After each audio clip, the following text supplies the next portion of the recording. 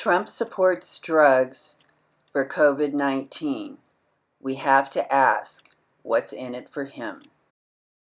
Let's study how drug companies do business. There, DaVita might tell you that they have to run their business so lean because the reimbursement they get from the government doesn't really cover their costs. But they have been repeatedly accused of finding innovative ways around that. For instance, a few years ago, the company was sued over accusations it had paid kickbacks to doctors for business. The scheme is kind of complicated, but it basically works like this.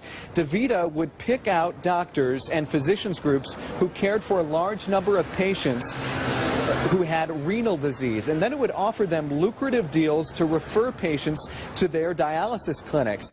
Okay, so that is obviously not good. You want to be sure that a doctor is referring you to a clinic because it's the best one for you, not because they have a financial relationship. Usually it denies wrongdoing, but they did settle that lawsuit for $389 million.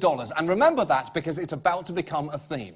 Because in 2012, a former medical director at a DaVita facility went public with claims about how DaVita treated some of the medicine that it could charge Medicare for. For instance, let's say a patient needed 100 milligrams of a drug called Venofer.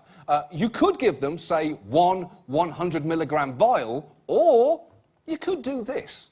What DaVita did, instead of this one vial, they gave 50 milligram out of this vial, residual, trash. 25, 75 to the trash.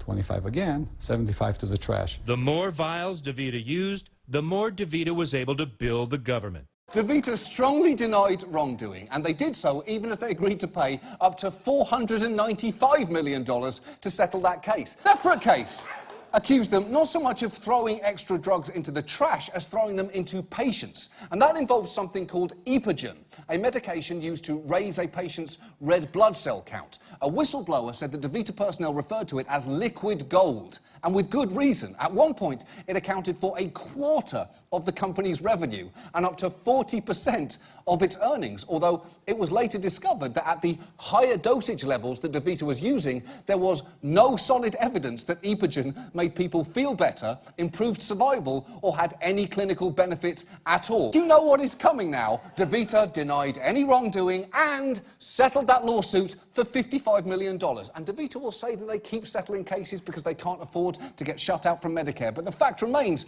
just the 3 cases I have mentioned in the last 5 years have resulted in them paying out nearly $1 billion in settlements. And that doesn't exactly give you confidence in their product. Here is where we get to the final and possibly the hardest part of this story. Because the fact is, no matter what standard of care you get, the longer you are on dialysis, the worse things look for you. Able to get a kidney transplant, you absolutely should get one. It can double or even triple your survival rate. And yet, the government's main requirement for dialysis clinics in educating patients about transplants is that they simply check a box indicating that they've done so. And multiple studies of the industry have questioned the quality of some clinics' education. Find podcasts for Smart Health Talk on iHeartRadio or YouTube.